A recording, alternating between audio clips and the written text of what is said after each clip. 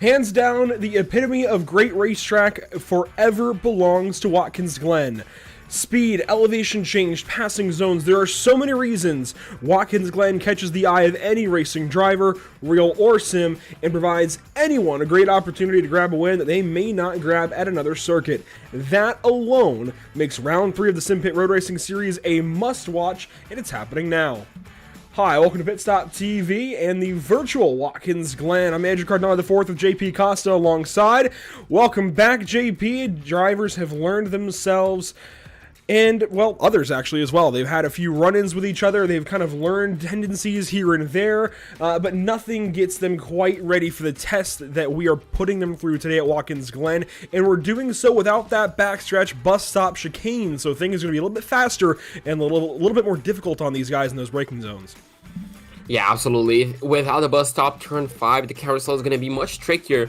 Could open up a few extra opportunities as you get the nice draft out of turns 2 and 3. It's certainly going to be an amazing race here tonight, Andrew. As you mentioned, they had 2 rounds in the preseason rounds, obviously, to race each other, to gather some points, gather knowledge, not only, from themselves, from the setups, from the cars, but also their teammates and competitors. But obviously, when you head into Watkins Glen, as you mentioned, elevation changes, braking zones, tons of opportunities to overtake. Things, are going to get a little more spicy. I feel like qualifying here, yes, it's important, but with the many overtaking opportunities that we have in many places where a driver can make a mistake, Andrew, this could be one opportunity for these drivers to essentially, catch a few places back if they don't have a good qualifying effort. There is more than one way to run this race today. I think the best way is likely to focus on qualifying here, get some wing angle out of the rear wing, out of your car, and go as fast as you possibly can and just try to hang on for dear life. And if that works and it puts you well up in the order, all you got to do is maintain, and it's actually relatively easy to do if you just get a good first few laps to your race and execute on your pit stop, which these guys will have to make. Otherwise, you might be one of those drivers mired back in the midfield in qualifying, and you're going to have to race all out, in which case, yes, you can do that at Watkins Glen, but as I was alluding to, it is very easy for this field to get separated after a few laps, and it is very difficult sometimes to actually, make those passes and get work through the field. Did hear chat popping through there for a second. That has been taken care of now. That was interesting. Got a little surprised by that one, JP, but happens from time to time. Anyways, practice wrapping up. Let's take a look at the standings coming into this week. 2 rounds done now, and Terry Crouch leads the way still in pro, but things are a little bit tighter over on the amateur side in the orange numbers, JP. Everything just a little bit more compressed. Yeah, absolutely. The gaps on the orange side, obviously on the amateur side, are a bit closer, which is going to make tonight's race, Andrew, I think, more exciting for those guys. Obviously, Terry won round number 1. Sam Holt won round number 2 overall. And then obviously on the amateur side, we also have 2 winners. Edgar leading the championship with 85 points, and obviously David as well, currently in 5th place with 35 points behind. So that will be 50 points? I think it is. Yeah, 50 points. So a lot of things could change, Andrew, and I'm hoping that we can get a third winner for both classes tonight. A new winner for the pro class and a new winner for the amateur class would definitely spice things up. It's actually interesting to see where David Payne and Sam Holt are in this top 10. Sam Holt did not make week 1, made week 2 and 1, and somewhat likewise, but also inversely, over on the amateur side, David Payne won round 1, but did not show last week for round number 2. So they each have 50 points from their wins, and you can see where they sort out into this field. 1 in pro, 1 in am, and kind of the differences thereof. David Payne in the 5th position, Sam Holt in 7th after 2 weeks of points. So kind of interesting how that breaks down. We'll see how that changes again today. On track, cars heading out for qualifying. Let's briefly take a look at the schedule and how we've gotten here so far and where we're going from here. Watkins Glen, round number 3 after Road America last week. Silverstone next week out in the UK. Then Daytona, Monza, Austria. Some really good racetracks coming up. Yeah, absolutely. Next week we're going across the pond, all the way to Europe, but then obviously back to United States, then to go back in Europe for a nice little, 3 week out of Europe. So a nice little vacation over there. Monza, Austria, Le Mans. quite different racetracks, Andrew. Obviously, all of them very fast, but obviously, when you compare Monza and Austria, really short racetracks to Le Mans, I think easily the biggest one here is certainly going to be spicy, and it's certainly going to change a few things up. But, well, we're not across Europe. We're still in Watkins Glen, this amazing, beautiful racetrack, and looks like qualifying is already underway with our championship leader, Terry Crouch, heading into turn 1. On board here with Terry, and get a good look at the Watkins Glen International Racing Circuit. Let's take a look at our weather coming into today. 75 degrees in the air, 77 on track, and winds kind of varying a little bit, if you will, out of the southwest. Currently about 6.5, 7 miles per hour, and that will, I'm sure, change, as will the temperatures. And there you go, Terry Crouch running straight past that bus stop chicane into turn 5, and that is going to be tricky for these guys today, barreling into the carousel. It's not something you usually see, but you know what?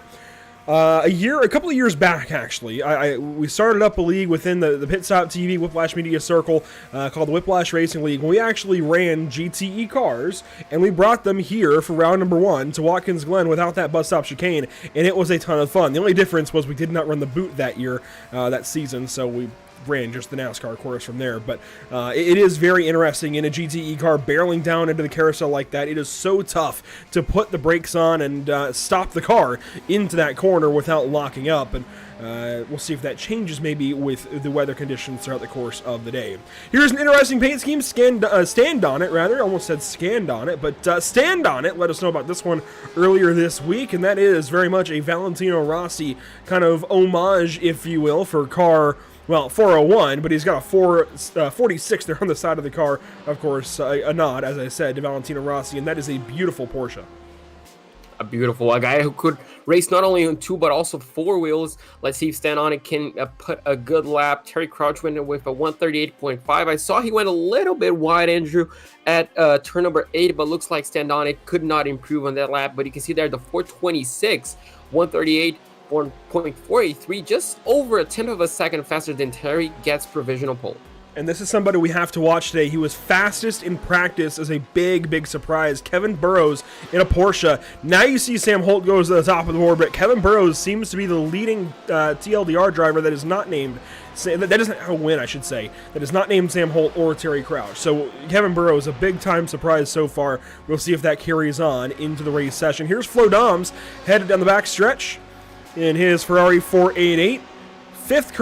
Fourth rather, on the speed charts as he barrels down into that carousel. It is so tough, those bumps into that braking zone. Randall White is currently 5th in his Porsche that we've kind of tracked so far this season, looking good.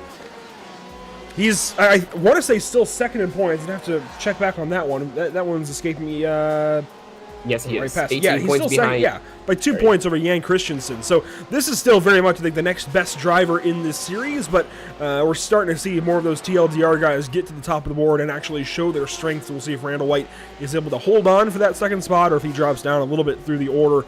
We took a brief look there at Stand On It. How about Brandon Waters in the 7th position? That Corvette is looking good today, and we've not seen much out of Corvettes. He's also currently the amateur leader in qualifying. This is a big-time run so far for a Corvette in qualifying. Absolutely. In a season, in the pro side, at least, dominated by Porsches. Obviously, you mentioned Randall White leading the Porsche category, you could say, in 2nd place. Brandon Waters obviously looking good in that Corvette, and also a car that's kind of being underused, right, Andrew? Unfortunately, not as fast in this BOP, but it's really nice to see, the number 48 going for it. You can see right there, he almost improves his lap just within the same tenth of a second. So consistency is there, which is really good because he's well inside the top 10 overall. So that's a really good qualifying for him. And he's 6th place clear of the next the next amateur driver. So that's a really good qualifying effort. And that next driver is Dan Clark. We're back here in 15th position, and even Dan Clark is clear of a few positions over Ed Sancinelli, who is currently 3rd in amateur qualifying. So the amateur guys at the top of the board are really spread out. 9th, 15th, 18th, and then you get the group of them back here with Ed Sancinelli, Kenny Steff, Nicholas Batista, and more. Even Christopher Schulteis in car 008. Alesh Mom is back here, Dustin Overload, Christian Clark, David Payne. A lot of these guys now bunched up in the back of the field currently, and that is usually the way you expect to see things in amateur fields, but this is the great equalizer, Watkins Glen. It is, I think, the track where most drivers have the most laps, especially if you have any guys that come over from the stock car side with the NASCAR series on iRacing. It just seems like drivers usually have a lot of laps here at Watkins Glen. There isn't as much getting up to speed at this racetrack, which means everybody's a little more close together. Absolutely, and we saw this last week during the interviews. Remember, the 4 drivers that we interviewed, we all asked them, what do you think about next week? What do you think about Watkins Glen? And all of them said, well, it's one of my favorite tracks. It's my favorite track. I love the place. I'm expecting to do well. So I think the hopes for each and every single driver, Andrew, is to do well. Let it be on qualifying or obviously the race where, the points actually, are awarded. But I feel like this is a track where everybody's comfortable to race. Everybody's confident, and everybody brings that confidence. It brings better racing for us. So cannot wait. Meanwhile, you can see there the number 013, Andrew just, I think, jumped to 3rd place, didn't he? Yes, Flo Dom's up to 3rd, and it looks like a little discrepancy there. We'll get that number changed, I'm sure, by next week. Flo Dom scored as number 013 on our ticker as number 14, but that's not too big of a deal, not too crazy to worry about. Sam Holt still on pole. Sam Burrows 2nd place, nearly a half second back, though. And it looks like Sam is heading back out for one more run, potentially, as he's actually leaving the pit lane. Here he goes. So Sam Holt going to try and get back on the racetrack, but Kevin Burrows currently running through turn 8 into turn 9.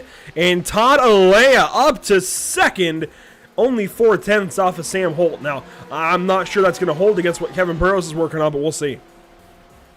Yeah, we're just gonna have to wait and see. It looks like the track is improving a bit, and obviously, Andrew, without the bus stop chicane, obviously, if you do get a slipstream down this back straightaway, it's gonna make a huge difference on your top line speed. And obviously, you can catch I'm gonna say around 0.2 of a second just on slipstream alone. So it's really important for drivers to try and find a pocket, where you have one driver in front of you in a good distance where you will catch him, get the benefit of the slipstream, but also not get too close to essentially, getting your way on the remaining of the lap. Meanwhile, you can see the 426 right here. He's exiting turn 3 and 4, now headed into that massive back straight. And Andrew, half a second. He's going to have to push like a madman to get that gap down and challenge for pole. And the last lap that we saw for Kevin Burrows in the works was no faster. In fact, it was 7/10 off of his previous best lap time. And Terry Crouch now up to the 3rd position. He will immediately pull down to the inside and tow that car back to pit lane. So suddenly, Kevin Burrows, as quickly as he rose to the occasion, he's dropping down the order from 2nd to 3rd to 4th. Could he drop down to 5th or 6th here in a moment? We don't know. We got to wait and see. I mean, these times are very, very close together as you go further down. Even Joao Antonio now jumping up to 7th ahead of Wolfgang Rausch, Stan Nana, and Brandon Waters, who was just hanging on to a top 10 starting position for the time being. Really interesting how qualifying is working out. Let's go on board with our pole sitter currently, Sam Holt. He's purple on his out lap. That means, well, the time is not going to count, but he was moving in that last sector on this racing course. Took that lap with just about 36 seconds. That means he's got time for one more shot here for an even faster lap time. Cars on track to try and beat him. Just Todd Alea, Kevin Burrows, and Randall White out of the top bunch. A few others might have long shots. How about Jan Christensen now at a 10th? Yeah, that Ferrari was strong last week in Road America. I think he qualified 2nd, didn't he, Andrew? So a really strong guy in qualifying. Looks like he's on the carousel, if I'm not mistaken. Looks like he's just on the halfway point of his lap. You can see one Ferrari ahead of him. Not going to get in his way too much, I don't think. But he's going to have to push. He's currently 1 second off of pole, Andrew. He needs to bring this gap down because he's currently only in 10th place. But I'm sure if he's going to improve, it has to be on this final lap. Meanwhile, let's see where Sam Holt is currently. He is through the toe of the boot, actually. So he's just behind Todd Alea, it looks like, as just behind Jan Christensen as Alea pulls off, but Christensen is in through turn 8. I'm getting mixed up now, and we haven't even started the race. But here's Christensen up and over turn number 9, so we'll see if Jan is able to go any faster. It looks like Todd Alea, Terry Crouch, Kevin Burrows, Flo Doms, they are all done with their run. And was that Sam Holt in the background? Yes, it was. Sam Holt in the Porsche spins out of turn 9. That's his qualifying effort to try and best his own time done.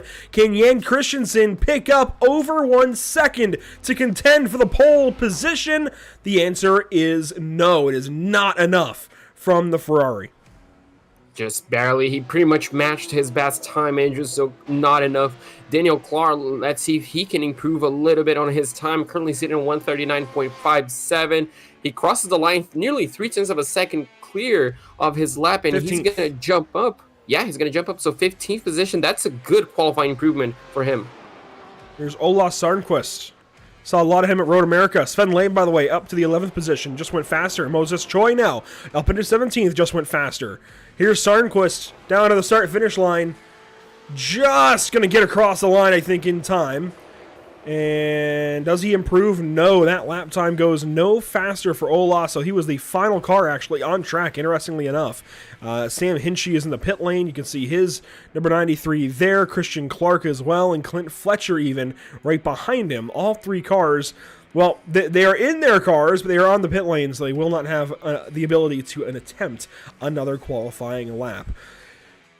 That's it for qualifying then, JP. Just as quickly as it got going and got interesting, boy, did it fizzle out. But a big thank you to our partners here for the Simpit Road Racing Series. Of course, the Simpit at www.thesimpit.com. How about go in Sim Industries and get closer racing, accelerate esports. A big, big thank you to everybody who makes things happen here for this Simpit Road Racing Series. Quickly, these guys have risen to the occasion and I think provided some of the best racing we've seen on Pit Stop TV in a long time. Qualifying coming to a close. Let's see, first off, if the weather has changed at all here, JP. The track temp spiked for a moment there, goes right back down to 77 degrees, and we do anticipate night racing conditions towards the end of this race. So that is going to, I think, make things even more interesting, certainly, and potentially throw a few wrenches in a few plans for these guys. We'll have to wait and see kind of how that works out, but it's not the first time actually that we've done night racing here at Watkins Glen on Pit Stop TV. It certainly would not be the first time. But into the race session, let's go ahead and take a look at our starting grid here, JP. On pole, Sam Holt, last week's winner from Road Atlanta. Boy, is he looking good in car 18. Yeah, Talladega will start from the second position. Starting third, you'll find Terry Crouch over Kevin Burrows. That's your top four, followed up by Flo Doms and Randall White, sinking back a little bit on the starting grid. Joao Antonio starts from 7th, Wolfgang Rausch from 9th, Stan Donnet will start from 9th, rather, and Jan Christensen starts from 10th. These guys have locked out the top 10 for all pros. Starting in 11th place, we're going to have Sven Labe in the number 42, and the number 39 of Sean Cole starting up in 12th place alongside him. In 13th place, we're going to have Brendan Waters in the number 48 and the number 34, Andrew, of James Dowling in 14th alongside him, locking out row number 7. In row number 8, on the inside, we're going to have Sam Hinchey on his 93 and Daniel Clark in 16th place on the number 114. That's row number 8. Row number 9, we're going to have Moses Troy in the number 188 and the number 710 of Johnny Alford in 18th place. Finally, row number 10, we're going to have on the inside David Payne and Ola Sarnquist on the number 13 in 20th place.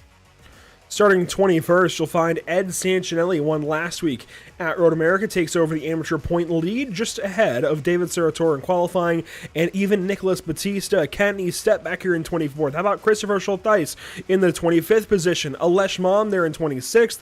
Brandon Carl 27th. Dustin Orbelow starts from 28th today. And to round out your top 30, Christian Clark and Clint Fletcher ahead of just Mike Nickum, Eric Hardiman, and Andrew White, rounding out our 33 car field today here at Watkins Glen International. Sam Holt already rolling, and boy, these guys are already down in turn 10, JP. A very short pacing lap for these guys here at Watkins Glen. It's only going to help the fuel situation for these drivers, but they do still have to make a very crucial pit stop in this race to get to the end. So everybody, on your feet, get ready for this one. Watkins Glen for 60 minutes with GTE cars.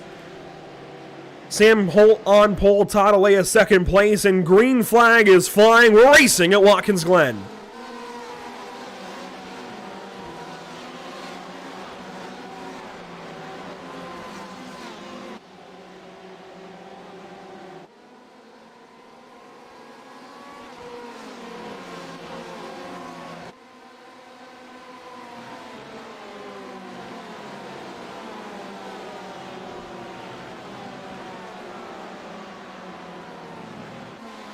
onto the backstretch. You see everybody working down towards what would be the bus stop here. It's still a beautiful vantage point as cars race down into the carousel. Look at how fast they're going, JP. 180 miles an hour nearly. 180 miles an hour, and you have to pretty much just flick the car in, Andrew. If you're side by side, you have to account for that to make sure you don't, well, spin out or go too wide. And, well, you can see pretty much all of them. I think all of them went through that safely. And we got a couple of cars back here. Mike Nickham, Dustin Obelo turned around. So just as I mentioned, 2 Corvettes actually, so we don't have a lot of them, and unfortunately 2 of them were involved, and you can see that's big damage to that one, so it could be forced to come back to the pits. Meanwhile, we have a Porsche and a Ferrari leading the field, Andrew. This is about to get interesting. They work through the heel of the boot. You see a couple of passes being made, potentially. Drivers at least getting out of line and looking to the inside. But nothing too crazy happening, as you can see most of the field roll through here. A very crucial piece of racetrack, especially as we get into the evening hours here at Watkins Glen. Light is going away. You've got to make sure you nail those corners to get your lap just right. And it looks like we got a battle. Sam Hinchey, Johnny Alford back here. This is for the 16th position side by side between a Porsche and a Ferrari, as Terry Crouch has problems. Our point leader issues on lap 1. Oh, that is massive for the championship, Andrew. That's already, you can see how much damage that was, and boy, oh boy, that's going to change the standings a lot after tonight's race. This is the onboard with Terry Crouch. Lap 1, turn 10, maybe 11, he has an issue. Up over the curbing there, catches the grass into the braking zone there in turn 11, and he knew he was along for the ride the entire time. Look at how smashed up that 488 is. Oh, that's going to hurt, Andrew. That wasn't anyone's fault but him, and he's going to keep looking at the replay, and that's going to keep stinging for a long, long time. That's really unfortunate to see early on. We are on for an amazing, well, maybe, early race battle between those two, and unfortunately, Terry made that small mistake, and that just shows, Andrew, even if you're the championship leader, even if you're just as fast as Terry is, you can still make a mistake that could end your race, even on lap number 1. And he had no choice but to tow. That car was destroyed, first off, but secondly, also got stuck there in the outside retaining wall, and that little bit of safer barrier there in turn 11. So lap 1 complete, lap 2 now rolling on through as they get through turn number 8, heading down to turn, well, I guess up the hill to turn number 9. Sam Holt leading the way, and boy, how this race has already changed up a ton. This is going to be an interesting one, JP. This is a beautiful vantage point, though, from what the fans might see here at Watkins Glen on the hillside. That is one heck of a shot. Oh, that is amazing, Andrew. The sun setting, night time coming, that just looks amazing. You can see right here a battle around the outside. We don't see that very often, and you can see right there, he's going to get the move done. That bright pink Porsche that we talked so much about last week, that was a beautiful move, and you can see the Ferrari already struggling a little bit. Meanwhile, Sam Holt, well, that's the fast lap of the race on his way to clear it by over 1.3 seconds. And you can see there Nicolas Batista suffering a little bit early on, Andrew. That Ferrari doesn't seem to be on the pace that he wanted to. You can see just how much pressure he's under. And you can see that BMW is just going to go alongside and almost gets past. Schultheis, by the way, running, I think, my favorite BMW paint scheme I think I've ever seen. That is a good one. We can actually get a good shot of it here. It just looks so fast. It's just colors running, and it just looks so good. I love that BMW paint job that he has got on that car this weekend. And how about Kenny Stepp and Alesh Mom as they battle down to the carousel this time? This is going to be an interesting little battle. E-Step hangs on to that spot for now, battle for 25th. So these guys further back in the field that we were talking about, JP, having to fight for positions all race long, they are doing exactly that. They are fighting for those positions early as Andrew White goes to the inside in turn 6. A lot of these guys need these points. Yeah, absolutely. And obviously, Andrew, as soon as, the earlier you battle, the earlier you get the track position, the earlier you can start focusing on that race-long strategy that you have been practicing for. So, obviously, if you didn't have the best qualifying effort, if you weren't where you think you should be, or if you have a stronger pace, you need to get through these guys very quickly to get back on pace with your strategy. Meanwhile, you can see right here, David Payne on the number 73. You can see just chasing Sancinelli up ahead, just 0.4 of a second. And, well, Sancinelli doing actually a really good job on that BMW right here, Andrew. We don't see a lot of... So I do apologize, Sancinelli is behind. So, meanwhile, you can see... But the BMW up ahead, Andrew, remains a point. He's still really strong. We don't see many of those on the field, but those that are driving, they're doing a really good job. That's Sarnquist out ahead of David Payne, and David Payne was the Week 1 amateur winner. But yeah, to see Sarnquist, a pro, and Sanginelli, an amateur, ride around each other again, you have to wonder then, are these guys working together potentially in those BMWs? There aren't many BMWs in this series. They were around each other last week at Road America doing battle. They're around each other again here today. There's Sanginelli, who won an amateur last week. And how about Clint Fletcher and David Serratore? This is a good battle.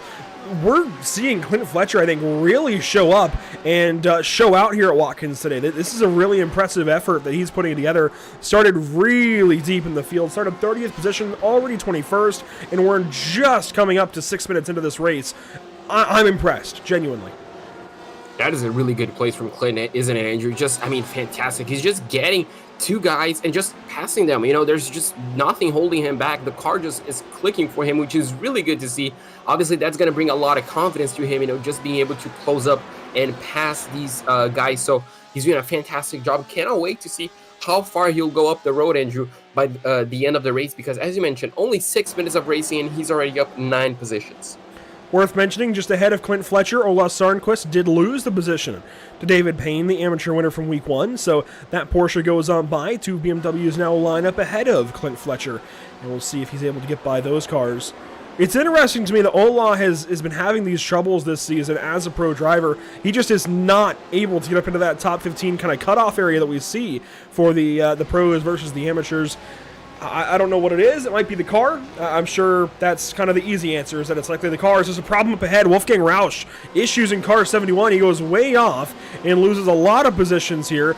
He drops down now to 15th position, 16th position as Johnny Alford goes by. Let's go back and see what happened here to Wolfgang. Yeah, that was down in turn 1, Andrew. So I wonder if he tried to make a move, or someone made a move on him, just pushed him wide. Obviously, it could be a driver errors as well, but we're going to take a look at exactly what happened right here on board the number 71. You can see here flat out through the start-finish flag and down into turn number 1. He brakes. The car looks settled. Oh, and the back end just comes almost around. He does save it. I guess that counts as a save, doesn't it? That's definitely a save. And you can see, yeah, he lost a lot of spots, but didn't lose nearly as much as he would have if he had let that car go fully around or maybe came back into traffic. So beautiful save there for Wolfgang, all things considered, as he merges back in front of Moses Choi. Gotta get that one down. I said Moses Choi the first couple of weeks. That's Moses Choi, as Kevin Burrows has a problem. From third position, car 426 that led the practice session a little while ago. Issues here on lap 5. Let's take a look at it. A Porsche chasing down Talladega, chasing down a couple of other Porsches actually, as Talladega is second and Sam Holt leads. This is the issue for the 426. Sideways in turn 8, and the rear just comes around on him, and that is his day apparently done. He called it. Wow, that's weird. It's eerily similar to what we just saw from Wolfgang, Andrew. You saw, just the back end started to come around on the Porsche, did not catch. And that looks like it's the second TDLR car that has DNF tonight, isn't it? Terry Crouch was the first one, so not a good day for the team so far. And not a good day apparently for Christian Clark. He was just having some kind of issue that it seems to maybe have remedied itself. But yeah, TLDR having a rough day at the office. Just not at all what they wanted here at Watkins Glen, but we'll see if maybe some of their other drivers can turn things around, as Flo Doms is still out there in the top 3 so far. Flo is, I think, very much a top, I guess, contender, if you will, to get a podium any week. And I think other issues for his teammates are going to give him an even better opportunity as he runs in the 3rd position ahead of Randall White and Joao Antonio. It does seem like Talladega and Sam Holt are starting to run away from him a little bit, but that's not too bad considering it really does seem, if you can handle the Porsche, it is the top car in GTE currently on iRacing. The Ferrari may be a second best kind of option, as it looks like the BMW, the Chevrolet just are not up to snuff. The BMW a little bit too tight, a little bit too boaty. The Chevrolet just kind of is its own thing, and well, the Ford is run by nobody. And you know what? We were told that Elliott Hellier was going to try and run today, but unfortunately was not able to make that happen. It sounds like maybe he's not feeling well, so we wish the best to Elliott Hellier, who really showed out at Spa in our final preseason race. But it sounds like maybe he's not doing so well today. So seriously, wishing the best to Elliott Hellier, hoping he gets to feeling better very, very soon. 6 laps complete. Lap 7 underway of an expected 37. This is one of those beautiful kind of fan shots that we have around here at Watkins Glen. I really do like these cameras, and those of you that are watching it, you've seen a couple of our broadcasts now, especially if you're from the Simpit Road Racing series. You've kind of seen the cameras we do and don't have, so if this is something you like, the fan kind of perspective, by all means, let us know. We can get more of this for other tracks. I really think it adds to the broadcast. Oh, it certainly does. I certainly think it's amazing because it kind of gives the POV shot if you were actually there as a fan. Meanwhile, they are getting a fantastic shot at this battle right here, Andrew. We see, I think, 4 or 5 cars battling for the same position. That was amazing to see, and they still continue. A bit of contact right there. Oh my goodness, but it looks like all of them save it. I'm not quite sure who that was, Andrew, but this is certainly a fantastic battle to keep our eyes on. A lot just happened, JP. I notice now that Moses Choi is slow. I see that Randall White has gone on by Flo Doms. So let's just go ahead and take a replay quickly and try and sort all of this out. A lot happened entirely simultaneously. So let's go back and see this for Randall White getting by Flo Doms first. I think this is into turn 6. Maybe a mistake potentially for Flo Doms in this 6th corner. And yes, Flo gets out there. A bit of an overcorrect, or not an overcorrection, but a nice correction. And he hangs on to that race car. So thankfully Flo is okay. But Randall White taking the 3rd spot away. Let's go back and then see what happened with Sean Cole. And I believe that was James Dowling he was fighting with. And yes, it looks like it was. So let's check this one out. They went side by side into the carousel. No, that was not James Dowling. That was I'm sorry, the 42 Sven Labe. I'm sorry, Sven Labe and Sean Cole. This is in turn 6, and Sean just got a little bit loose. Came out, hit the 42 just a little bit. Sven hung on, and everything was okay. So now let's go back and see what happened behind these guys. So now for the 3rd replay, just everything happened in the same pretty much 10 seconds, just like we had in Road America, Andrew, eerily similar. And you can see this battle right here now heading into the back straightaway, and you can see there 4 or 5 cars battling for the same piece. And you can see there, this is when we were live. Whoa. And you can see, oh, that was on the borderline of a block. I think that was an aggressive defensive move, but you can see everybody comes well unscathed. Then we have a bit of contact, I do think, on the exit of the carousel. Looks like not quite, but I saw Porsche with a bit of damage on the front end, and there we go. That's the portion that unfortunately went a bit too wide and hit the tire barrier. That's Moses Choi. So you can see right there, Andrew, a bit of damage to his right-hand side of his car, and I think he's going to have a bit of suspension damage as well. And also worth mentioning, we talked about Christian Clark a little while ago. It seems like he's had another issue.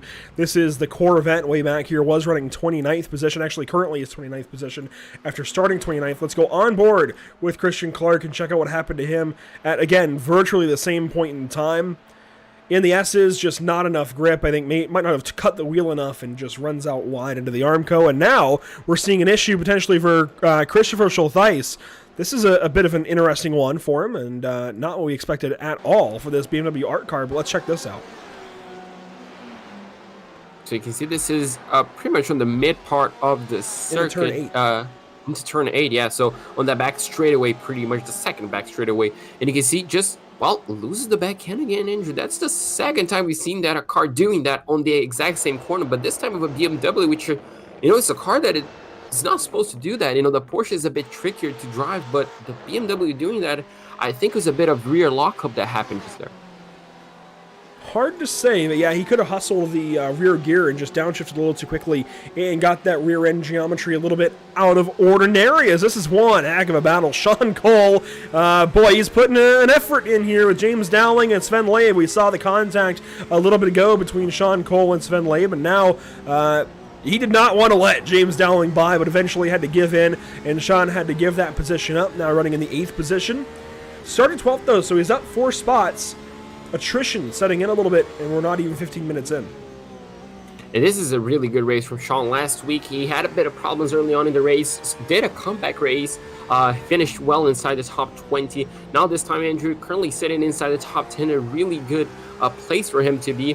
And he looks very fast. We saw him on that battle early on. Obviously, Dowling got past him early on, but it looks like he's fast enough to be able to keep up and try to force Dowling into some sort of mistake or even pass him. You can see just how much he's pushing that Porsche, and he looks very much comfortable in this racetrack, Andrew. This is really good to see from the number 39. They stay in lockstep formation down to turn number 1. Positions 7, 8, and 9 as Sven Labe checks back into this battle. Didn't want to stay out for too long, and here comes Sean Cole. Maybe a move around the outside of turn 2. He's there in 3 through the S's. Oh, nearly gets that Armco on the outside. He is really pushing. I really admire this effort from Sean Cole right now, fighting with James Dowling. He is having a lot of fun, it looks like. And James Dowling, I think, is going to be a sitting duck in turn 5, rather. Let's see. Let's see if Sean can brave it around the outside. He has the car alongside. He's going to keep it alongside Andrew for 2/3 of the corner pretty much. But unfortunately, he's not going to be able to keep the car too alongside it. And, well, that was a brave move, as you mentioned. You know, Sean is brave, and I'm liking what I'm seeing. Sven Labe, you can see there, Andrew, with this battle, he's closing up. We could have a 3-car battle for 7th place. If Sean cannot get by James Dowling too quickly, he might lose position for the number 42. This is good stuff. Really, really good stuff here in the back end of the top 10. Back on board with Sean Cole now as he works again on James Dowling. Way out wide. That's not where you want to be at a turn 8. That's a big problem. He gets back on course, and he's going to go way wide in turn 9 now. Here comes Sven Labe to the inside potentially.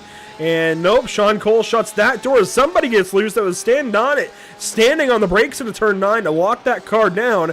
He will lose a couple of positions back to 12th place, but will stay with this battle for the 7th position. Really good stuff. Really good stuff. You can see Sean was just so comfortable in the car. He even tried to rally cross the Porsche, Andrew. That might be the first 911 that we've seen rally crossing, but a really good position right there. And being able to keep the position from Labe was really good as well. Looks like he's going to have to defend this time around, heading into turns 3 and 4 instead of attacking, but looks like he has a good enough gap to keep himself in 8th place for now, trying to regroup himself possibly, and, you know, just trying to shake that mistake off, you know, just trying to get back on rhythm. But you can see there Labe closing up inch by inch. I don't think it's going to be close enough for the carousel, but you can see Andrew is getting closer. Well, you know what, JP, I like that you mentioned taking a Porsche rally crossing. A couple of years back, I covered a race with SimTV for the Porsche Esports Canada series and mentioned that, well, I forget exactly what happened, but somebody took a Porsche off-roading. That's the easy way to put it, a Porsche GT3 Cup car.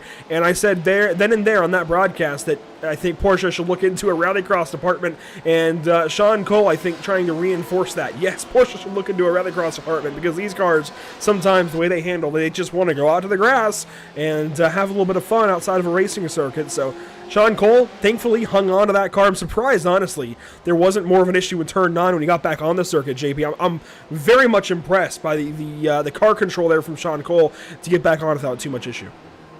Absolutely, you know, the car could have understeered into the barrier, could have oversteered and obviously spun itself around, but it was able to, you know, keep it pointing in the right direction. Meanwhile, Sam Hinchey obviously took advantage of Stan Donnett's mistake and moved himself up into 10th place. But the Corvette of Johnny Alford, Andrew, he's catching up and he's keeping up pace, possibly looking for a top 10 finish.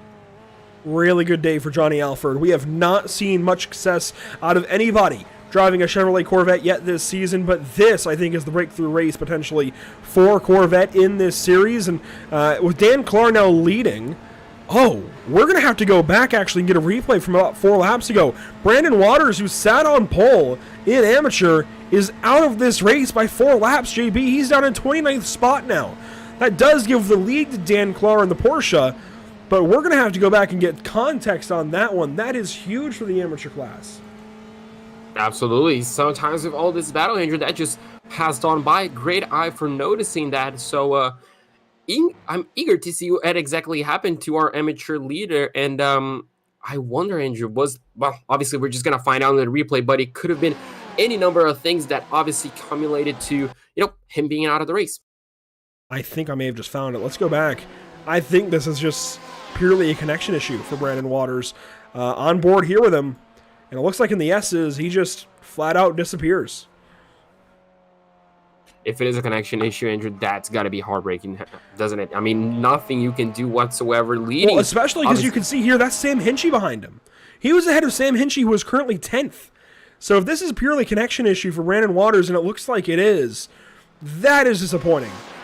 Maybe not. Well, we'll see. We'll stick with this replay for a moment until he's just gone for too long. And yeah, it looks like definitely connection issue. Wow. So we could have had an amateur driver, obviously the leader itself on the top 10 position right here. And just so big news, big unfortunate news for him, but big news for the amateur class as well. Well, yeah, that means Dan Clark is now your leader. Clark, I think, the best driver in amateur so far that does not have a race win out of the first 2 weeks. David Payne at Coda. So a big opportunity here for car 114. And he's quite a ways ahead of David Payne. You know, position-wise, it doesn't look like too much, only a couple of spots. But time-wise, it's 4 seconds. And at Watkins, Glen, that's a lot. Sure, you can make that up in the next 39 minutes, but it's going to be tough. Yeah, absolutely. It's a really good position for Dan right here. Just running. He could be in his strategy mode as well, Andrew. And looks like we're back to the bright Payne Porsche that we all know and love so far, who's been having an excellent race. You can see there. And now it looks like he's challenging Schultheis in the BMW. No, that's not going to be Schultheis. But that is another BMW. Meanwhile, we have a Ferrari battling a Porsche right here. Is this Randall White? Yeah, Flo Doms just went right back. Randall White. This is big for the third position. The 3-car battle, but battles happening everywhere once again. This is pretty crazy what these guys are doing here. But Flo Doms for third just goes on by the 84 of Randall White. Joao Antonio now in the 5th position, closing in on this fight. Fun stuff. Very, very, very fun stuff, Andrew, right here. So, Flo, obviously, he corrected under pressure a few laps ago, I guess we can say a handful of laps ago. He needs to keep himself composed if he wants to finish on that podium position, Andrew. We obviously know that the Ferrari might not be as quick as the Porsche on this current state, but, well, he needs to at least try, obviously, to defend, not run too stray away from his strategy, and obviously keep himself pointing in the right direction, and obviously minimize those mistakes that ended up on him losing second place. Meanwhile, it looks like we do have one of the few Corvettes back on pit lane, Andrew, and that's big front-end damage for the number 46. David Sarator in car 46 with issues, and it's going to be out of turn number 9. Definitely a trouble spot here at Watkins Glen. Can't deny that at all. But let's check this out for David Sarator as he has an issue. And out of that 9th corner, just tracks out wide into the grass, and that is pretty much classic as to how you can mess up in turn 9. I think that's not a Andrew. As you keep racing Watkins Glen, I'm not pretty sure if that's a question of if it's going to happen. It's just a question of when it's going to happen. That's just a simple mistake to do. The front end is just going to slip a bit, and you're going to end yourself in the wall. And Nicholas Batista looks like he found the wall as well a little bit. Andrew, you can see quite a lot of backhand damage to the number 47. Yeah, Batista heads back on the racetrack in the 24th position, ahead of Kevin Burrows on this lead lap, who has rejoined the race. And oh boy, look at this. This is a lot of fun here through the midfield. This is 15th, 16th, 17th spots. David Payne, who won at Coda in the amateur class. Clint Fletcher, Ola Sarnquist, Ed Sanchinelli as Fletcher goes to the inside in turn 10. Thought he was going to have a fight there to the inside of David Payne. Now he goes around the outside. Payne gives up a lot of positions. He's coming into pit. Very early, because he one more car behind him as well. Sanchinelli. So Sanchinelli and Payne both coming in for early stops could be just to avoid all that battle, Andrew, just to pretty much get a free track and trying to get a good strategy. And you can see the number 57 is just going to park, looks like just behind Payne, and yes, he does. So now it's going to be a question of who has the faster pit stop between these two. These are your 2 amateur winners from week 1 and 2 at Coda and Road America. James Dowling, Sean Cole, by the way, they're fighting. Wolfgang Rausch, Dan Clark, they're fighting. So fights all around. But let's go back to pit lane here as David Payne pulls away with Ed Sanchinelli behind. There goes Payne in the 73, Sanchinelli in the 57. They will rejoin, and they are in turn number 1, while the leader, by the way, is in turn 9. That's the difference. Once you make a pit stop and how far back you end up being. The drivers they were fighting, Clint Fletcher, Ola Sarnquist, they're around the carousel. Actually, no, they're on the toe of the boot. They're in turn 7 even. So, yeah, you lose a lot of time in the pit, so you want to make sure you pick the right time to do so. And they found their right time, it looks like, as Kenny Stepp and Brandon Carl battle down to the 5th corner, the carousel here at Watkins Glen, and that is for position 20, as Kenny Stepp takes that spot away. not for too long, Andrew. You can see right there, they're still very close. Could be still a battle of the Corvette just behind, but Ken so far, you can see he started in 24th, and he's currently in 20th place. Brendan Carl started in 27. I mean, he's currently in 21st, so both of them having good comeback races, Andrew, from looks like not great qualifying sessions. So it's really good to see how many cars are able, just to get a few of those places back on the race and obviously keep themselves on the race. Meanwhile, you can see Sean Cole and Dowling Andrew, they have not gone away at all from each other. And you can see right here, Sean Cole got a really good run. It looks like he had to lift just a little bit. He's going to lose a bit of momentum, but he's much closer this time. And I feel like this might be the 39th chance. Here we go, Sean Cole around the left side this time, into the carousel, hard on the brakes for that 5th corner. Can he make the pass around the outside? He noses ahead.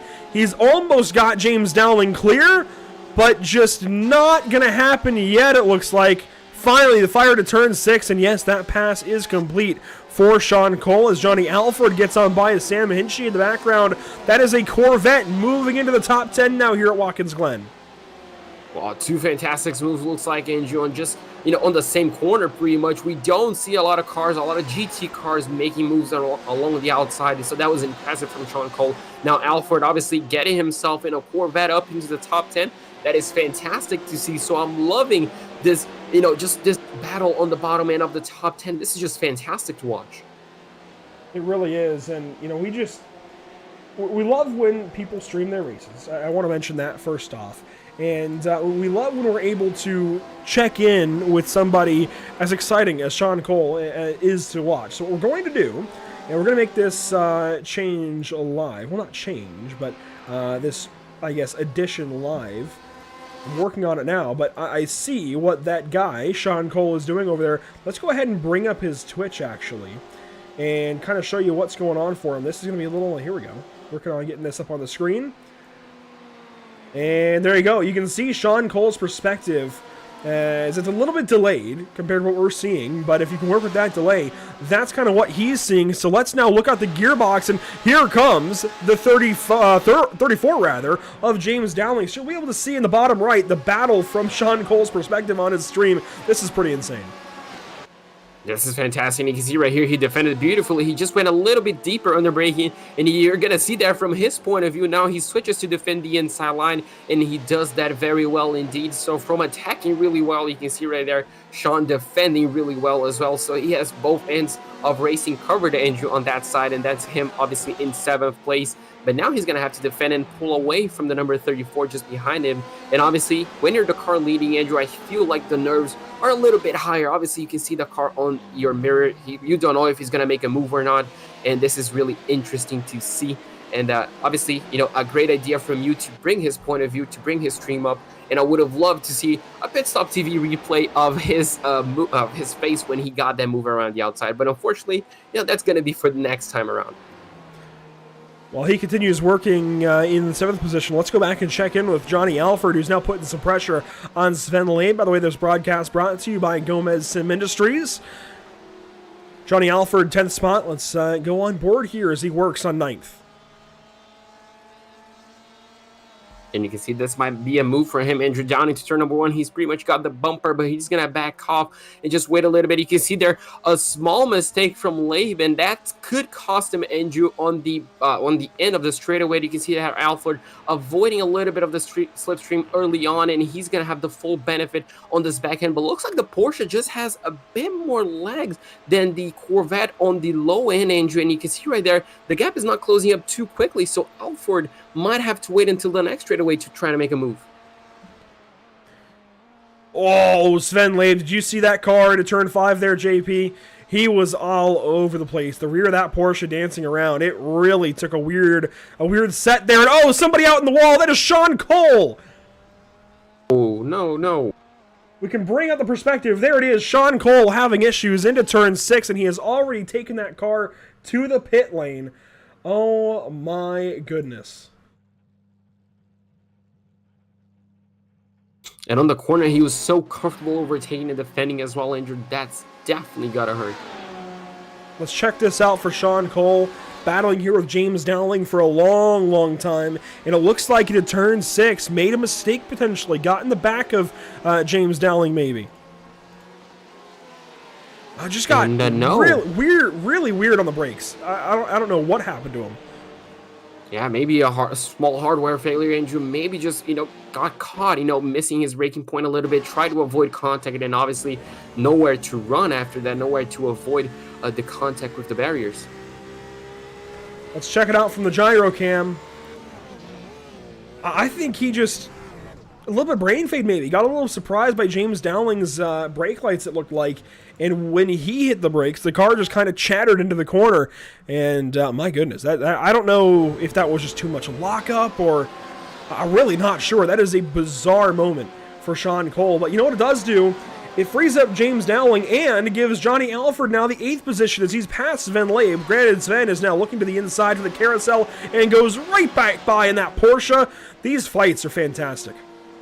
Oh, they certainly are, Andrew. I love seeing GTE cars battling. Obviously, with the luck-up possible scenario that these guys could have is still, they're not afraid to throw the car down the inside and obviously defend the positions. This is just really amazing. I'm loving what these Simpit guys are bringing on the table for us. This is really, really fantastic. The race kind of wears on here. We are now into the second half of this race, past 30 minutes complete and 30 minutes to go. 28 and a half to go, in fact, as these guys continue on. Let's check in on the weather, JP. We talked about it earlier on. A little bit warm, not too crazy, and you can see it's cooled off just about a half degree. We are still not quite into that nighttime, but it is starting to cool off as we work into the proper evening here at Watkins, Glen, New York. 77-degree track temp, maintaining, so that's not going to drop off too much more. Really, it's just going to be the ambient temperature and the wind that changes. As you can see, the wind has calmed way down inside of 2 miles per hour and less than 1 mile per hour, almost non-existent. I was just going to mention the winds were certainly, I guess, the changing factor so far. It really calmed down. 1 mile an hour, that's pretty much not going to make a difference at all in these cars, and just so drivers are pretty much free to race. And yeah, that's exactly what they're doing. Meanwhile, I have a switch up for position right here. I'm not quite sure who these guys were, but it looks like that's down into turn number 8 that we just saw Porsche going by a Ferrari. And that looks like it was for position, wasn't it? Yes, Kenny Stepp let David Payne by into turn number 8. Ed Sancinelli way out wide. Here comes one car. I think that's not for position. There might be Christian Clark right behind him, and yes, it is. So Sancinelli gets back on track after a close call there at the turn 9 outside barrier. That could have gone poorly pretty quickly. How about your amateur race leader, currently in 12th position, chasing Stand On It in the 11th spot? Dan Clark in car 114 does not have a class win yet, but is working on one here. I just don't know that anybody is going to be able to get to him. Andrew White is his closest competition, an amateur, down in the 16th position, and he is, just about 23 seconds back. So yeah, Daniel Clark has a good gap, doesn't he, Andrew? He just pretty much needs to keep the car on the racetrack. I guess he's just pretty much following his marks, just trying to keep up with his probably previously worked on strategy, and he's certainly doing that. You can see just keeping up the gap with the car ahead. Stand On It looks like it is, and just saving a bit of fuel maybe, just giving himself that buffer, that strong pace, that comfortable pace, that non-mistake pace that he needs so far. You need to see right there on the back end, the sun starting to set, that beautiful orange colors coming alive. And, well, this is just a beautiful sight, isn't it, Andrew? GTEs at Watkins Glen with the sun coming down. There we go. It's certainly a beautiful sight to see. And meanwhile, you can see there the number 42 of Labe catching up to Alford, Andrew. And we could see a switch up for position. That Corval looks like, well, it's just a sitting duck. A big run here from Sven Labe as he goes by on the backstretch. You can see Johnny Alford tucking behind, and here comes Wolfgang Rausch up the inside of that battle, and he will make a pass maybe on Johnny Alford. The Get Closer Racing, number 71, right up to the inside of that Corvette. Nearly had that position through the carousel. What a fight here on the back end of the top 10. Positions 8, 9, and 10. Really the hot spot for battling today. That certainly looks like it, Andrew. That, the lack of the bus stop allows drivers to, get that extra speed, to go for the move on the carousel, which I'm really liking. And that was something I was going to ask you. Do you prefer Watkins Glen? Do you find it more difficult with or without the bus stop? That's tricky to answer. I think definitely overall it is slightly more difficult with the bus stop, but Turn 5 itself becomes so much more difficult as a corner without the bus stop because you do not have the bus stop to slow you down. So that carousel really becomes tricky with no bus stop there to slow you down ahead of time. And you know, there's a reason that bus stop was added some number of years ago. There's a reason it exists, right? It is rather difficult to get into and to navigate without issue, and can very much result in injury, as we saw. Of course, it was added in following the passing of J.D. McDuffie in the NASCAR race here in 1990. So it's there for a reason, but if you're willing to race without it, it's rewarding. It's a lot of fun to do. As here comes Johnny Alford back on the right side to Sven Labe. These guys just will not quit. They will not, and I'm glad they won't, Andrew. This is certainly fantastic to see. And you can see there Alford once again keeping the car on the mid portion of the race. You can see there the Porsche, you know, just behind, looking for possibly the inside line. He's not going to be able to, and you can see there they might make contact. The 42 keeps himself just behind the Corvette, and this is still a very, very good battle, Andrew. Wolfgang just, you know, just being there, you know, he's just on that great position where if those two ahead of him, you know, they go wide battling, they make some sort of contact, he's on the perfect position to capitalize. While these guys continue fighting for the 8th, 9th, and 10th positions, we're going to go Pit Stop TV side by side and keep watching this battle on screen. So don't go anywhere. You're not going to miss very much. In fact, you're not going to miss any of it. We're just going to take a step aside. We'll be right back in a few moments.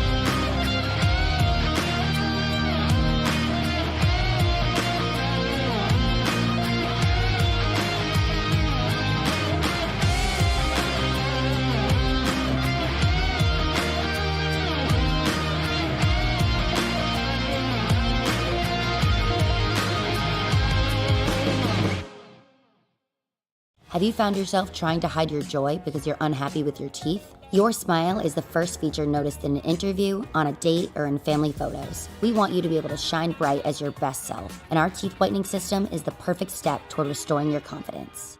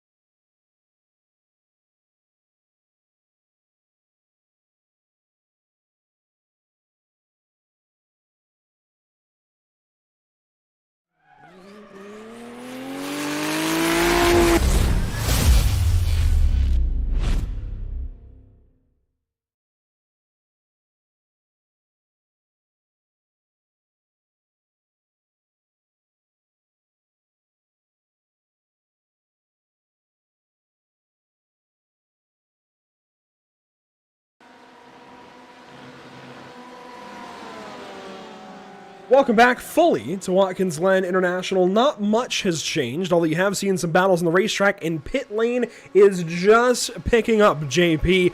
Pit stops here at Watkins Glen are fully in effect. What you have been seeing most recently, though, has been a battle now for the 5th position as drivers make their way down to pit lane. Joao Antonio and Randall White, some of the first leaders to head down to the safety of the pits. Johnny Alford has moved into 5th, James Dowling 6th, Sven Labe, Wolfgang Rausch making up the back end of this battle. Let's check in with those drivers from pit lane, though, as Randall White has made his way back on track. 12.8 seconds in the box, almost 41 as a whole. Joao Antonio, 13.53 seconds in the box, about 7/10 longer. Sam Hinchey, even longer in the box, 14.4 seconds. Stan Donnet, 14.25. Dan Clark, 13.6. A lot of these guys taking a while in the pit box, making sure they are full of fuel. And how about Ola Sarnquist?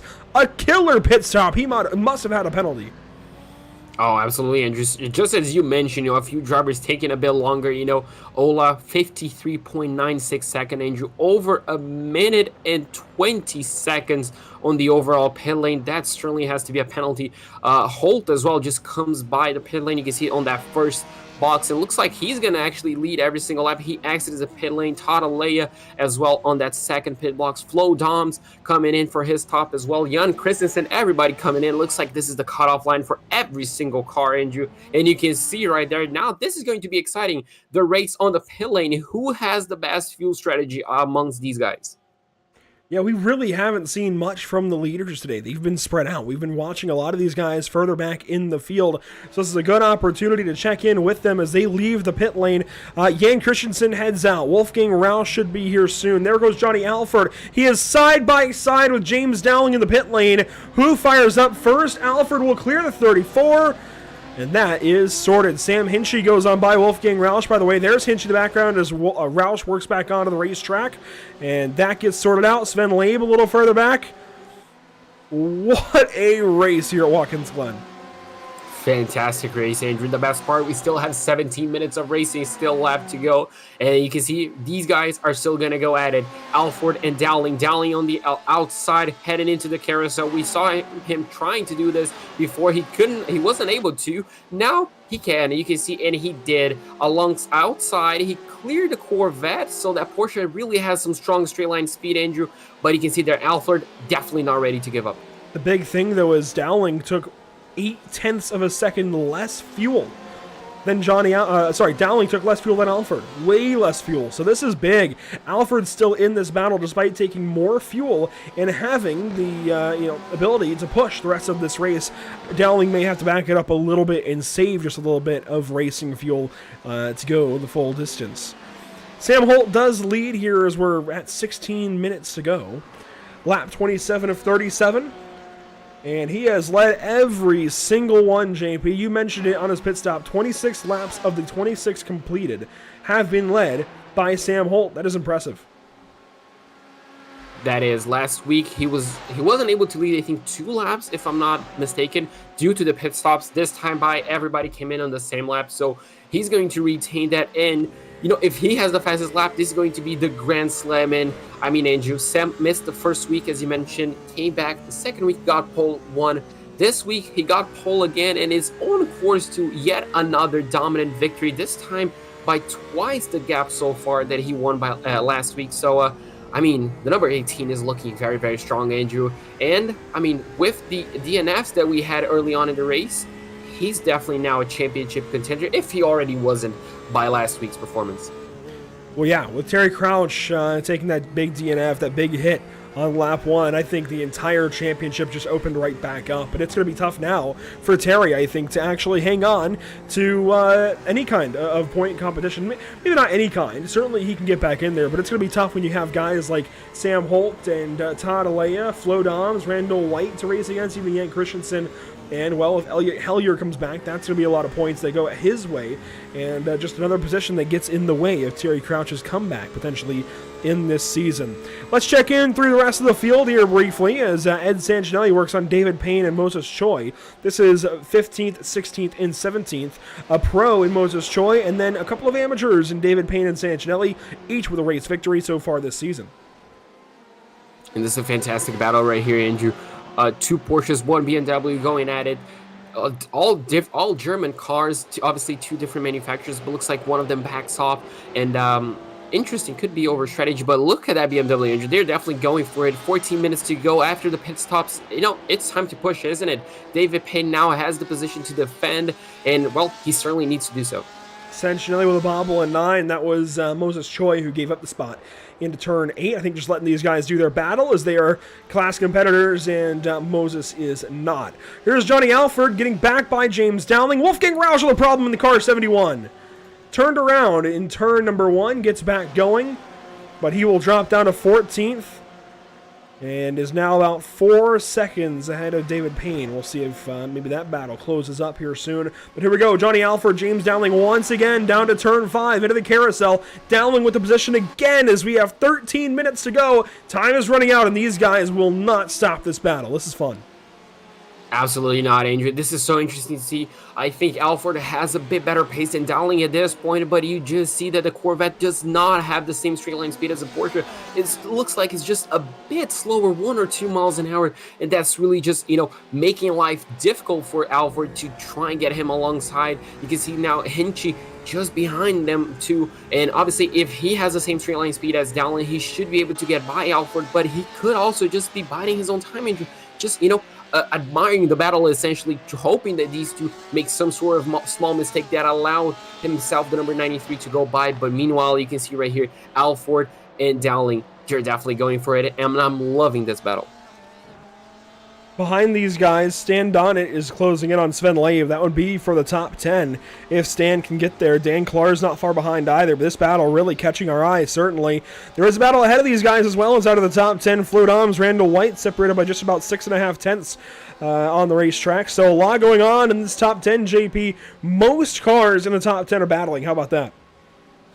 That is just amazing. That's something that we love to say, isn't it, Andrew? All the cars in the top 10 in a battle. You can see one car leaving the pit lane.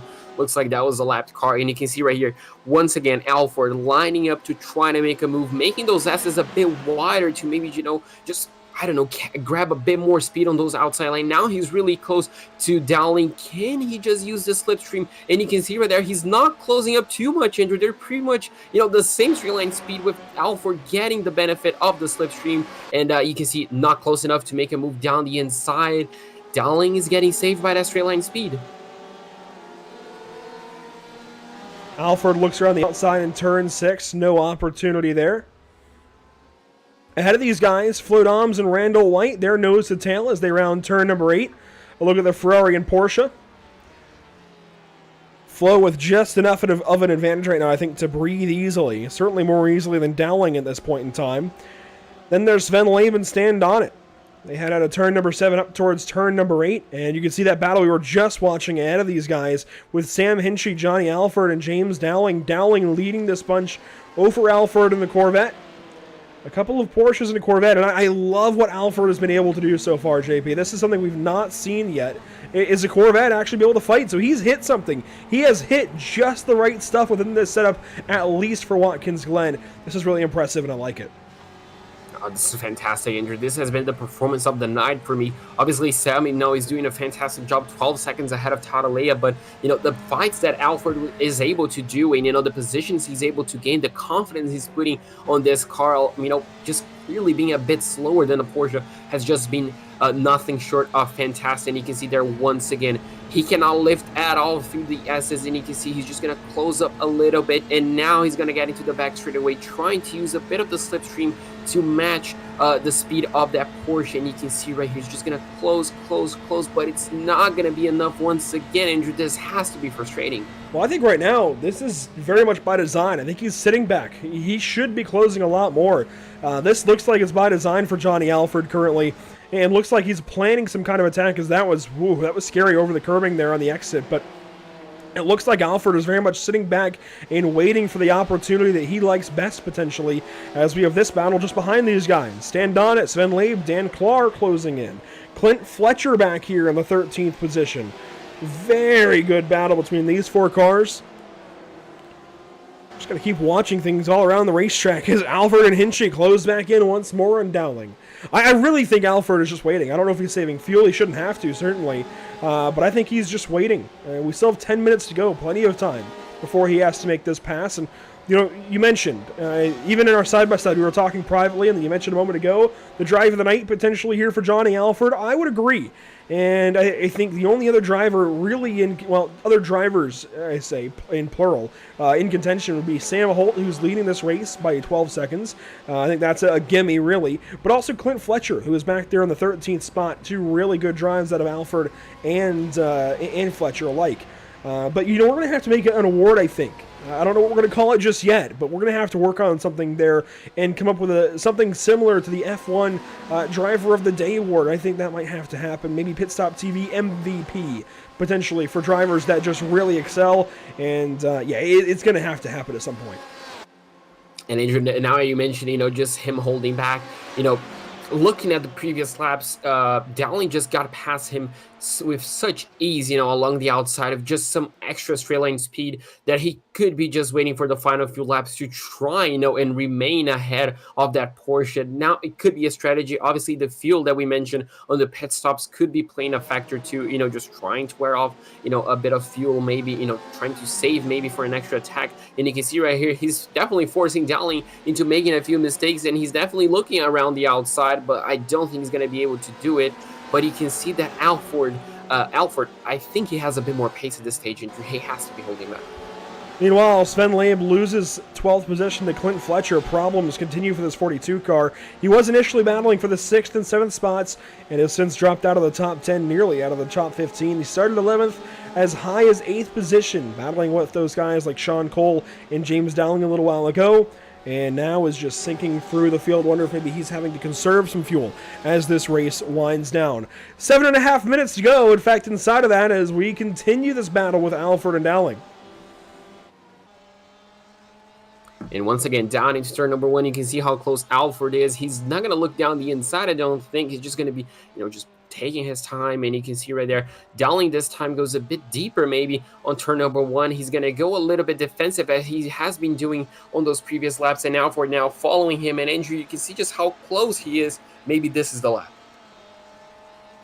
Oh, Wolfgang Rausch has had to pit a second time. He is in the pit lane currently in car 71.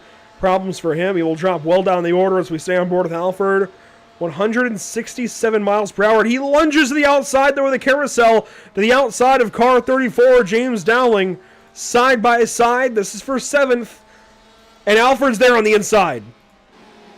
And you can see he might have this position. You can see Dowling is not letting that position go so easily, Andrew. But along the outside, he's not going to be able to fight. And there goes the Corvette up into 7th place. What a move that was, Andrew. I certainly wasn't expecting him to lunge on the outside and, well, keep the pace up mid-corner. That was a fantastic move. And Dowling now trying to get the 7th place back. Can he do it? Can he defend as well from Hinchey right behind him?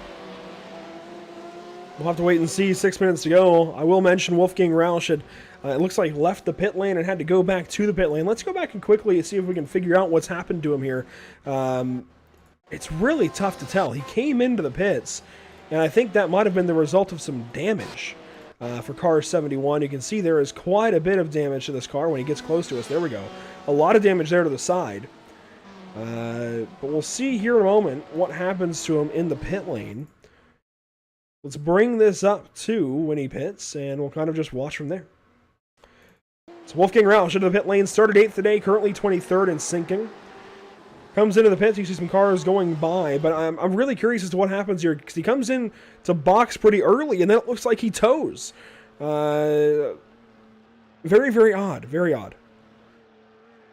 Very odd and very unfortunate as well, isn't it, Andrew? You know, he was in a good position, and yeah, you can see right here, he's just coming to the pits. Looks like a bit of damage on the left-hand side as well.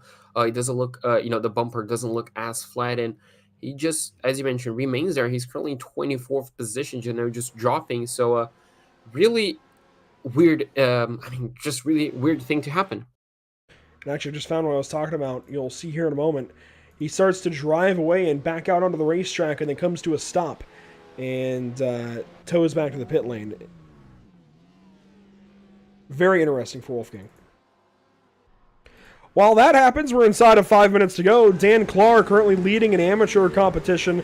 I think very important to talk about as we get close to him wrapping up a win. He's got some 11 seconds or so back to Ed Sancinelli.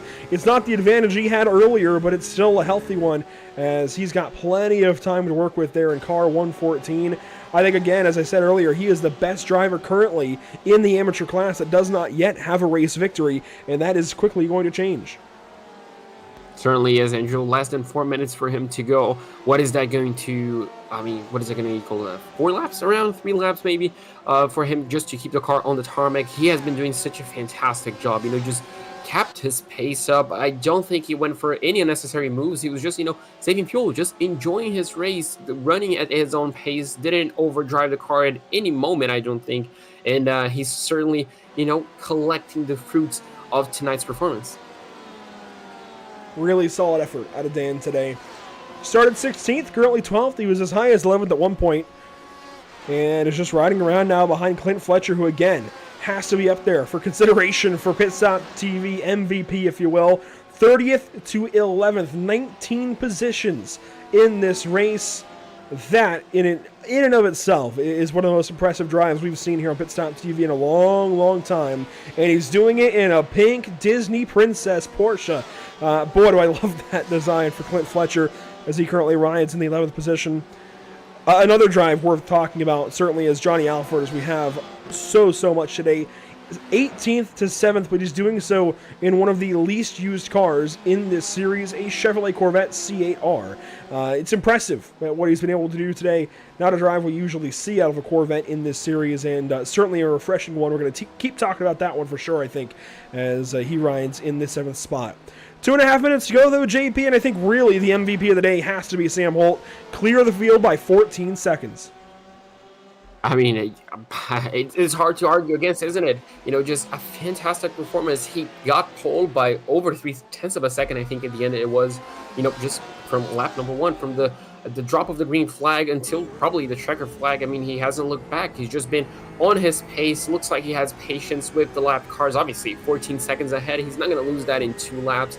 And, just consistent, strong, and an absolutely amazing performance, Andrew. This guy is just setting up the laps. He's just fantastic. It's going to be hard to beat. I wonder what the other competition, the rest of the competition, Terry Crouch, obviously Talladega, Flo Dumps, Randall White, obviously all these guys, they have to bring something up to the table to stop what it has been, I think, the Simpit's Max Verstappen from winning every single round. Oh, this is scary. A couple of the best drivers in the race today. That was something for sure, as that was Dan Clark and Clint Fletcher. Clint sent it back up the inside into the carousel. That was really scary. Dan Clark hangs on to that spot. Got it briefly through the S's, and Fletcher now drops 1 spot in his drive from 30th position as Dan Clark, your amateur leader, moves up 1 spot. Ahead of these guys, James Dowling and Sam Hinchy briefly had a moment. They're nose to tail, and Hinchy still trying to make that pass. Ahead of these guys, Flo Doms has actually spaced himself from Randall White by a few tenths, but they were close just moments ago. So less than 1 minute to go, JP. Everything is picking up here at Watkins Glen once again. How about Ola Sarnquist and Kevin Burrows back here for 19th? 1 lap down apiece. They're fighting for 19th spot, and Burrows goes on by into the carousel. So positions still changing even amongst those that are 1 lap down and change. And Ola back to the inside, takes that spot back away.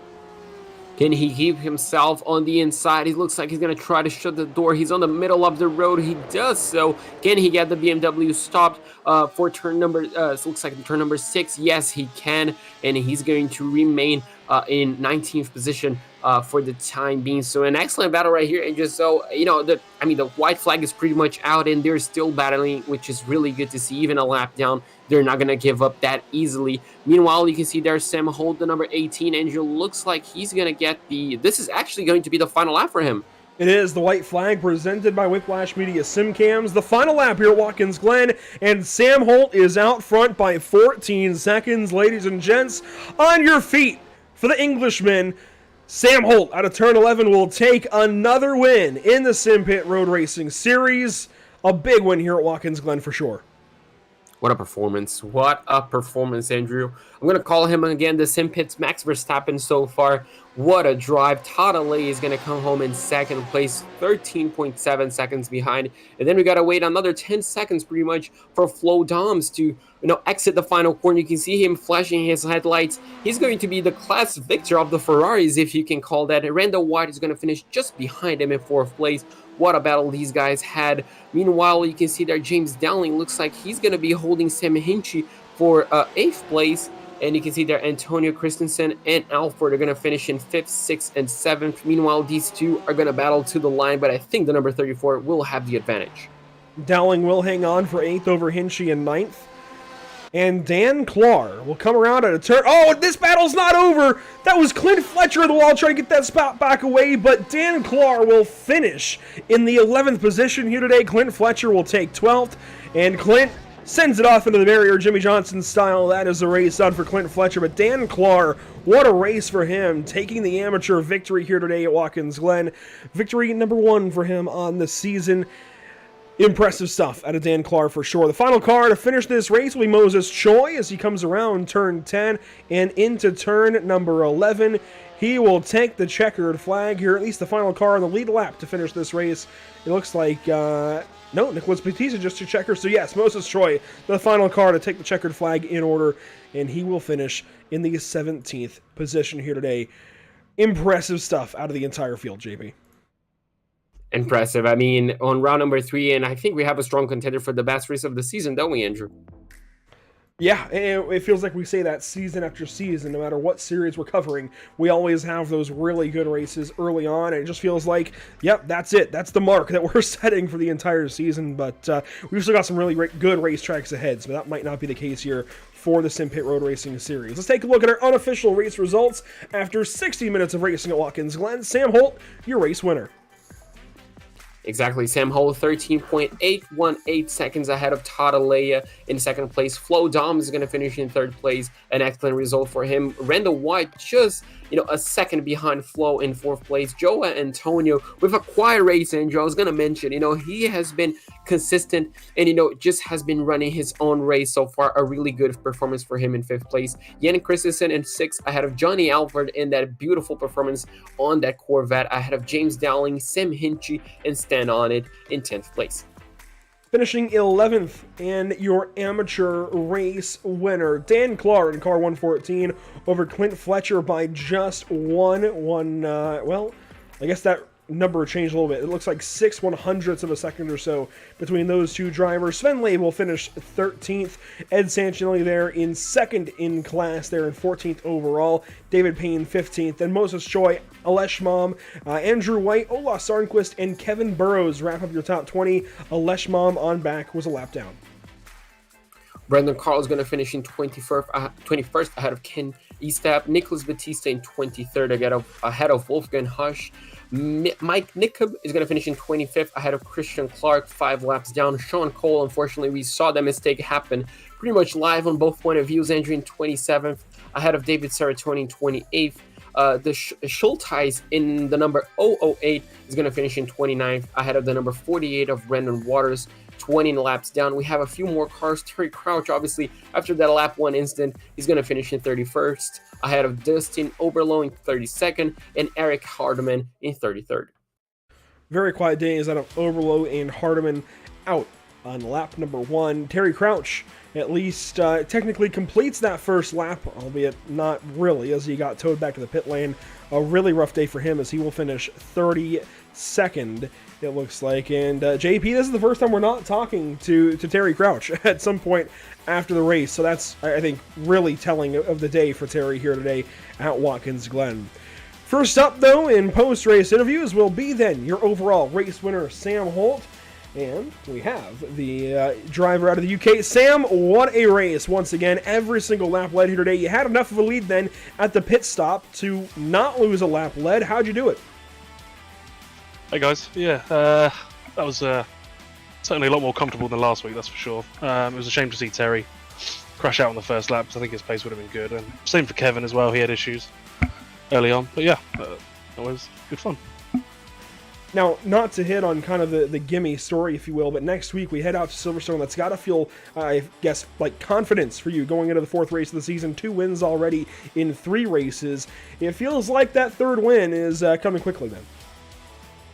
Yeah, hopefully. Obviously, a home race for me. So I know that some of the guys at TLDR are not looking forward to Silverstone, but that's the track I like. So yeah, looking forward to that one.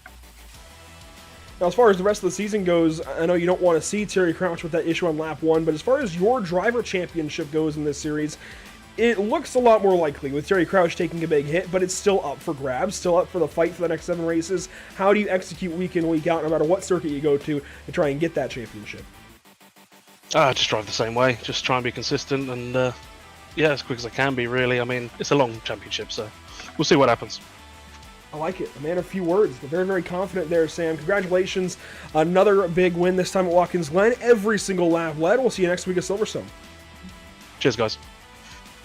A man of very few words, honestly, but I like it. I like the confidence there from Sam Holt in another race win here today, this time at Watkins Glen.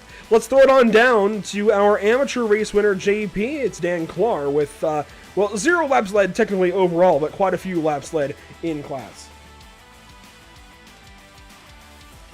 So Dan, I mean, an excellent race for you. A bit exciting, I guess, on the end right there, but tell us from your point of view, how was it? It was exciting for sure. I've never gotten to run that close with a bunch of the pro guys. I thank all of them for everybody in the season. It's been great, but just it was tight there at the end with Clint. I don't know if he had to fuel save towards the end because he had me and then slowed up. I'm not sure why. And, you were praised by Andrew quite a few times during the broadcast, and obviously well-deserved by being the best amateur driver not to win a race yet, but obviously that all changed today. And, does that make you feel a bit lighter knowing that you already won a race this season, and does that help you push more for a second race victory? It definitely is exciting to win a race in the class. It's I think it's going to make me keep my head down though, and make sure I keep my consistency and practice up, because the consistency is really what I feel helped me the most over this week practicing. Without that, I don't know how I would have kept in front of some of the guys that were back there. There's some really fast guys with us that were behind me. So consistency for sure. Very good. And obviously heading into Silverstone, a tricky track for GT cars. How do you keep your consistency? How do you practice? And how do you feel like you're going to do at Silverstone? Is it a track you're comfortable with? Silverstone is not one of my favorite tracks. So we'll see. There's going to be a lot of slow practice to make sure I keep my braking and turn in to get those lines smooth, and then try and ramp up speed and make sure that I stay consistent. That's what I'm going to be practicing this week. Absolutely. Well, Dan, we're definitely going to be looking out for you next week. It was a fantastic performance by you today.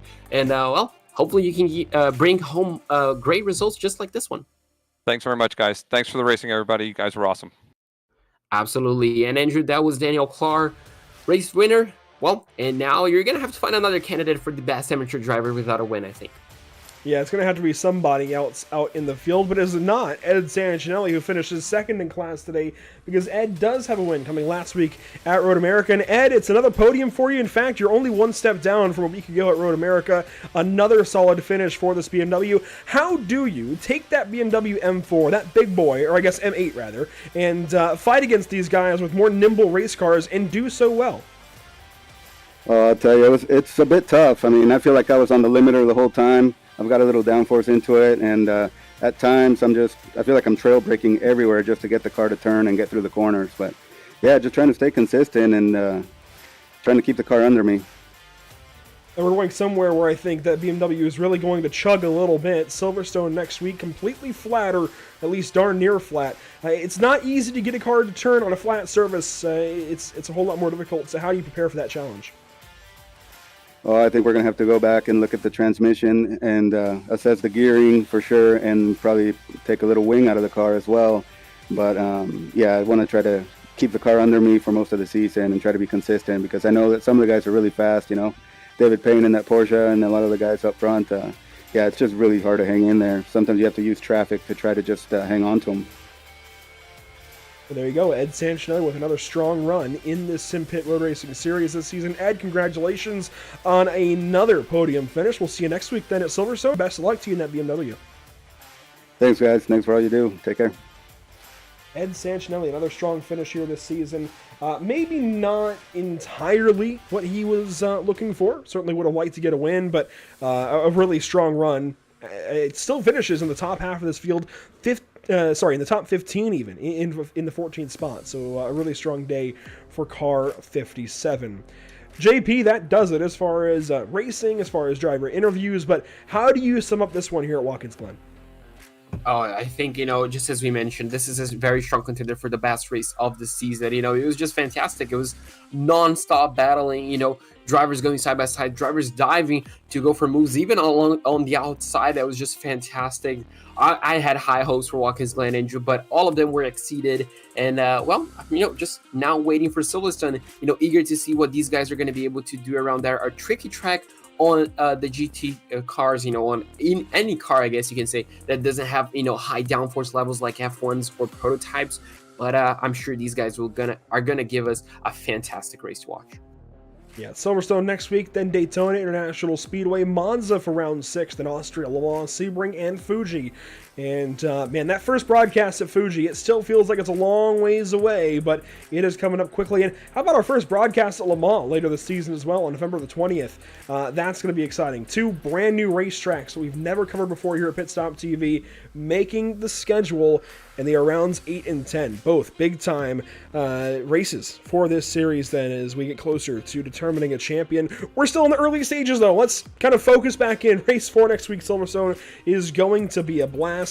A big thank you to those that make this possible then as we start to work on through this season, of course, beginning with the Simpit, Gomez Sim Industries, and Get Closer Racing, Accelerate Esports, each doing so much for us here at Pit Stop TV, and more specifically at the Simpit Road Racing Series, allowing this series to take place and do so in such high manner, if you will. A big thank you to our partners here at Pit Stop TV as well, Whiplash Media, SimCams, SimWrapMarket.com, and Permanent Makeup and Cryo in Maine, each allowing us to do what we do and to do what we enjoy doing here at Pit Stop TV, broadcasting for you guys watching at home. That will do it as far as action here at Watkins Glen with JP. There's plenty of action coming up here at Pit Stop TV the rest of this week, or I guess really when the week begins tomorrow for Monday, October the 17th. Here's a look at things as we pick up the Rookie Legends Cup once again from Lanier Raceplex. It's been a couple of weeks off, just a couple of scheduling conflicts and so on and so forth, but we are picking up Lanier this weekend, or this week if you will, Tuesday at 8:30 p.m. Eastern Time. Lanier Raceplex in Brazelton, Georgia, literally across the street from Road Atlanta, where Petit Le Mans was just held, and it is certainly one of the best racing areas, I think, in the world. Just, you have 2 completely different racetracks across the street from each other, Road Atlanta and Lanier Raceplex. How much better does it get? It really does not get that much better, but then we go to Talladega Super Speedway on Wednesday with the Outlaws Sim Series, and of course Sunday it's the Simpit at Silverstone. So plenty of racing coming up, JP, plenty of places to watch along. Absolutely. You can follow us on Facebook.com/PitStopTV, Twitter.com/PitStopTV_, Instagram.com/Pit_Stop_TV, and obviously on YouTube.com/PitStopTV1. Now, we are talking about, and I think the decision will be made very, very soon, regarding the Rookie Legends Cup to maybe do some optional races. That makes sense. It doesn't really make any sense, but selective races. There we go. So we might even be alternating that series with the SK Modifieds the rest of this season, 2022 Season 4 here on Pit Stop TV, well, on iRacing. But we'll be covering, it sounds like, a little bit of modified racing coming up soon, so if you're into that, by all means, keep a lookout on our social media channels and really on YouTube for the upcoming broadcasts that are, well, upcoming here on the channel. JP, it was good to have you. I know we've already kind of said our final words piece, but then how do you look forward? How do you, I guess, sum up what we're going to see next week at Silverstone? I think we're going to see pretty much every single driver trying to dethrone San. I mean, being his home race, Andrew, I feel like that's going to be, his race to lose, essentially. I think we're going to expect a very strong performance for him because, he has been the guy that said he loved that racetrack. He has a lot of time in it, so that's going to be interesting. But obviously, the championship as well, how drivers will bounce back from this race, how drivers will try to make this race even better. And I feel like that's going to make things a lot more interesting as well. There you have it, JP's expert analysis for Silverstone 1 week from now.